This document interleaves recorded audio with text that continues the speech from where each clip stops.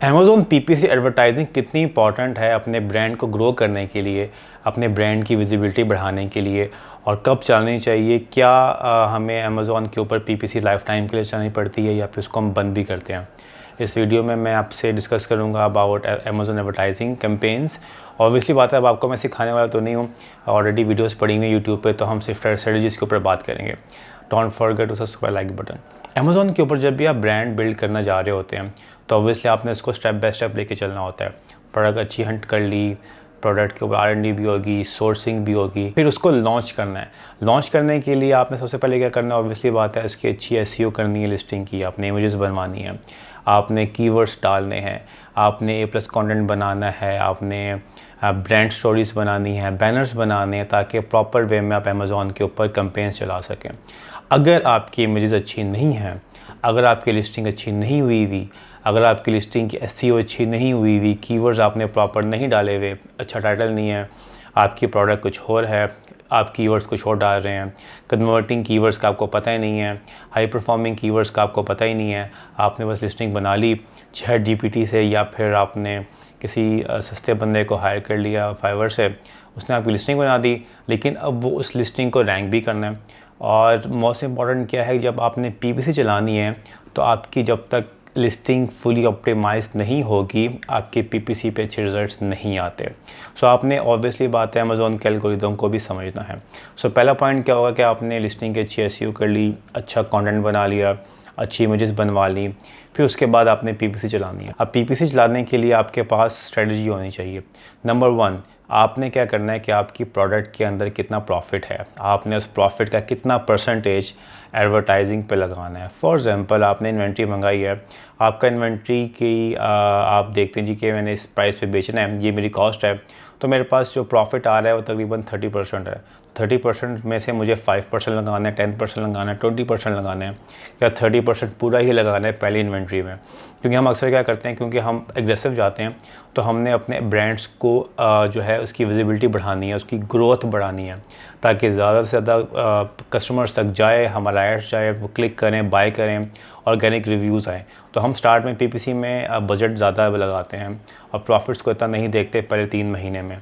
लेकिन अगर आपके पास कम बजट है तो आपने इस तरह से देखना है कि फॉर एग्जांपल आपका 4-5 हज़ार दिरहम का प्रॉफिट आ रहा है, आप लगा लें बजट महीने का 200 दिरहम, 300 दिरहम, 500 दिरहम, उस लिहाज से अपनी कैंपेन स्टार्ट करें। तो पहली चीज़ क्या होगी कि बजटिंग, आपने अपनी एडवर्टाइजिंग की बजटिंग करनी है कि कितना बजट आपने मंथली इस पर लगाना है। अब आते हैं जी कि कैंपेन चलाते हुए क्या करना है। सबसे पहले आपने ऑटो कैंपेन चलानी है, ऑटोमेटिक कैंपेन जो कहलाती है। ऑटो कैंपेन चलाने के साथ साथ आपने कुछ मैनुअल कीवर्ड्स पे कैंपेन भी चला सकते हैं अगर आपका बजट अच्छा है। अदरवाइज़ आप पहले हफ्ते एक ऑटो कैंपेन चलाएं, फिर आपके पास डाटा आएगा अमेज़ॉन की तरफ से, उस डाटे को एक्सट्रैक्ट करें। एक्सट्रैक्ट करने के बाद कीवर्ड्स देखें, कौन से कीवर्ड्स अच्छे कन्वर्ट हो रहे हैं, किन कीवर्ड्स के ऊपर ज़्यादा क्लिक्स आ रहे हैं और आपको सेल्स नहीं आ रही, तो आपने ये चीज़ देखनी होती है। सो स्टार्ट करें आप ऑटोमेटिक कैंपेन से, प्लस आपने कुछ मैनुअल कैंपेन्स भी चलानी है। जैसे फॉर एग्जांपल आपने कुछ मेन कीवर्ड्स को टारगेट करना है, नंबर 1, और ख़ास तौर पर वो आपके जो है वो क्लोज मैच होने चाहिए। नंबर 2, आपने अपने कंपेटिटर्स को टारगेट करना है, उनकी प्रोडक्ट्स को टारगेट करना है, प्रोडक्ट टारगेटिंग की कैंपेन चलानी है। नंबर 3, आपने कैटेगरी वाइज कैंपेन चलानी है। नंबर 4, अगर आपके पास ब्रांड रजिस्ट्री है तो आपने ब्रांड्स एड्स चलाने हैं, डिस्प्ले एड्स चलाने हैं, जिसके बहुत अच्छे कन्वर्जन आती हैं और आपको अच्छी सेल्स भी मिलती हैं और आपकी कॉस्ट भी कम होती है। आपने पीपीसी चलाने के बाद उसको ऑप्टिमाइज़ भी करना होता है। 1 महीने के बाद आपने देखना है कि आपके क्या रिजल्ट्स आ रहे हैं। आपको सबसे पहले ये देखना है इम्प्रेशंस कितने हैं।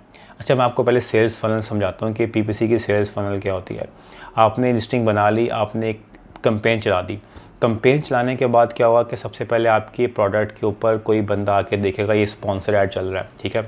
अब उसने देखा है, इसको हम कहेंगे इम्प्रेशन। इम्प्रेशन का मतलब क्या है कि उसने सिर्फ देखा है, उसके ऊपर क्लिक नहीं किया। अब जैसे वो क्लिक कर लेता है तो ये आपका एक क्लिक ट्रीट होगा और आपको उस बिट के हिसाब से जो आपने बैक एंड पे सेट की होगी उसके हवाले से आपको चार्ज हो जाएगा। फॉर एग्जांपल, एक क्लिक का आपको 1 दिरहम पड़ गया, ये हो गया क्लिक। क्लिक होने के बाद आपको कितने ऑर्डर्स आए, ठीक है। तो ये 3 चीज़ें बहुत बहुत इंपॉर्टेंट हैं। क्या? नंबर 1 आपके नंबर ऑफ़ इंप्रेशंस, नंबर 2 आपके number of clicks, and number 3 आपके नंबर ऑफ़ ऑर्डर्स। इनकी बेस पे आपने एनालिसिस करना होता है कि आपकी एक्ॉस कितनी है, आपकी टेकॉस कितनी है। ये थोड़ा टेक्निकल चीज़ें हैं, मैं आपको डिटेल में समझा दूँगा किसी टाइम।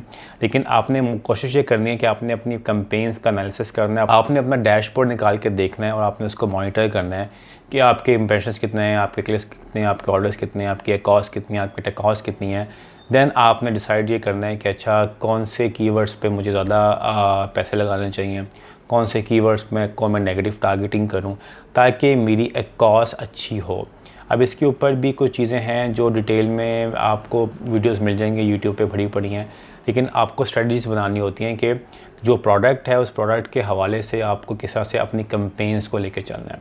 यहाँ पे कुछ लोगों के क्वेश्चन ये होते हैं कि क्या हम एक्सटर्नल ट्रैफिक यूज़ करने, यस आप एक्सटर्नल ट्रैफिक यूज़ कर सकते हैं। आप इंस्टाग्राम पे अपने ऐड्स चला सकते हैं, आप फेसबुक पे ऐड्स चला सकते हैं, टिकटॉक पे ऐड्स चला सकते हैं, यूट्यूब में आप स्नैपचैट पे ऐड्स चला सकते हैं। बट ऑब्वियसली बात है उसके लिए आपको बजट चाहिए होता है। तो पहले 3 से 6 महीने तो आप पहले अमेज़ोन पे टेस्ट कर लें, क्योंकि अमेज़ोन का अपना एडवर्टाइजिंग मैनेजमेंट टूल इतना अच्छा है कि वहाँ पे आपको हर चीज़ मिल जाती है। आप वहाँ पे अपने ब्रांड को ग्रो करें, ब्रांड्स की विजिबिलिटी बढ़ाएं। विजिबिलिटी बढ़ाएंगे तो आपको फ़ायदा होगा। और ऑब्वियसली बात है कि आपको एक्सटर्नल ट्रैफिक से फ़ायदा होता है, बट आपको एक्स्ट्रा बजट चाहिए ताकि आप अपने प्रोडक्ट्स को मार्केट कर सकें अमेज़ॉन के अलावा फेसबुक, इंस्टाग्राम, टिकटॉक या स्नैपचैट के ऊपर। पीपीसी को लेके काफ़ी लोगों की मिसकॉन्सेप्शन होती है, क्योंकि जब मैं भी क्लाइंट को ऑन बोर्ड लेता हूँ वो कहते हैं जी कि हमने कब तक पीपीसी कैंपेन्स चलानी है और हम इसको कब बंद करेंगे। देखें, आपने अपनी पीपीसी कैंपेन्स लाइफ टाइम चलानी होती हैं, उसके काफ़ी रीज़न है। नंबर 1, आपकी अक्सर प्रोडक्ट्स डी रैंक हो जाती है कीवर्ड्स से रिलेटेड, तो आपको उनको दोबारा रैंक करना है। नंबर 2, ऑब्वियसली आप एक कंपेटिटर्स भी सेल कर रहे हैं तो वो आपसे अच्छी बिड करेंगे, उनकी अच्छी लिस्टिंग ऑप्टिमाइज़ होगी, ऑब्वियसली वो ऑर्गेनिकली रैंक कर जाएंगे और उनको अच्छे ऑर्डर आना स्टार्ट हो जाएंगे। तो आपको अगर इस गेम में रहना है तो आपको पीपीसी कभी भी बंद नहीं करनी। देखें, with the passage of time आपकी पीपीसी की जो कैंपेन्स की जो स्पेंडिंग होती है ना, वो आहिस्ता आहिस्ता कम होती जाती है, लेकिन आपने उसको बंद नहीं करना। स्टार्ट में आपकी कॉस्ट बहुत ज़्यादा भी हो जाएगी, कोई इशू नहीं है। आहिस्ता आहिस्ता आपकी कॉस्ट कम होगी, आपकी स्पेंडिंग कम हो रही होगी, लेकिन आपके ऑर्डर ज़्यादा आ रहे होंगे। यहाँ पे एक और क्वेश्चन बहुत ही इंपॉर्टेंट है कि हम कैसे देखेंगे जी हमारी पीपीसी कैंपेन्स अच्छी चल रही हैं। तो आपने क्या करना है, आपने कंपेयर करना है। कंपेयर कैसे करना है कि ऑर्गेनिक ऑर्डर्स कितने आ रहे हैं आपके और पीपीसी से कितने ऑर्डर्स आ रहे हैं। फॉर एग्जांपल, आपको महीने के 500 ऑर्डर्स आ रहे हैं।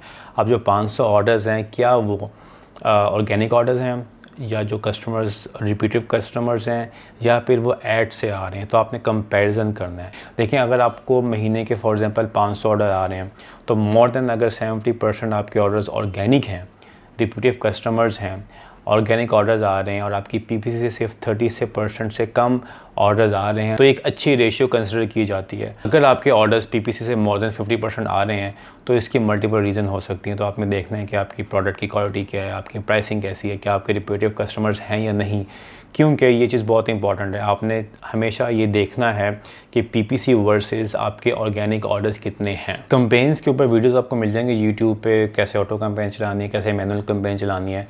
लेकिन आपने जिन चीज़ों का ख्याल रखना है आपको मैंने बता दिया। नंबर 1, आपने बजट बनाना है अपने प्रोडक्ट के लिहाज से कि भाई कितना प्रॉफिट है इस प्रोडक्ट के अंदर, उसके लिहाज से बजट बनाएं। नंबर 2, ऑटो कैंपेन चलाएं, मैनुअल कैंपेन चलाएं, कंपेटिटर्स को टारगेट करें, ब्रांड्स को टारगेट करें, कैटेगरीज को टारगेट करें। नंबर 3, मोस्ट इंपॉर्टेंट क्या है कि आपने अपना डैशबोर्ड का एनालिसिस करते रहना है। क्या कॉस्ट क्या कह रही है आपको, आपका टेक कॉस्ट कितना है, कितने ऑर्गेनिक्स ऑर्डर आ रहे हैं, कितने आपको अमेज़ॉन की पीपीसी से ऑर्डर्स आ रहे हैं। इसके लिए आप लोगों को हेल्प भी कर सकते हैं, आपको वीएस मिल जाएंगे और एक अच्छी एजेंसी के साथ भी आप जुड़ सकते हैं। हम खुद पीपीसी की सर्विसेज देते हैं। इवन आप अमेज़ॉन पीपीसी सर्विसेज भी सेल कर सकते हैं। मैं एक सेपरेट वीडियो बना दूंगा कि अगर आप एज अ वीए या एज एन एजेंसी अपनी एजेंसी को ग्रो करना चाहते हैं, खासतौर पर पीपीसी के हवाले से, किसी भी सर्विसेज के हवाले से कैसे कर सकते हैं। देखें, अगर आप इंडिविजुअल हैं, आप अपना अकाउंट बना लें अपवर्क में, फाइवर में, ग्रुप्स ज्वाइन कर लें, वहाँ से आपको क्लाइंट्स मिल जाएंगे। अगर आप एजेंसी चला रहे हैं तो आपको ऑब्वियसली बात है प्रॉपर तरीके से अपनी सेल्स फनल बनानी है। आपको ऐड चला सकते हैं, आप कंटेंट बना सकते हैं, आपको वहाँ से ऑर्गेनिक लीड्स आएंगे, लीड्स को कैसे कन्वर्ट करना है, कन्वर्ट करने के बाद उनको किस तरह से प्लान देना है ताकि वो क्लाइंट आपको ऑन बोर्ड हो और आप उनको अपनी सर्विसेज बेचना शुरू कर दें। भी क्वेश्चन है पीपीसी से related, you can comment down below. अपना ख्याल रखिएगा। अल्लाह हाफ़िज़।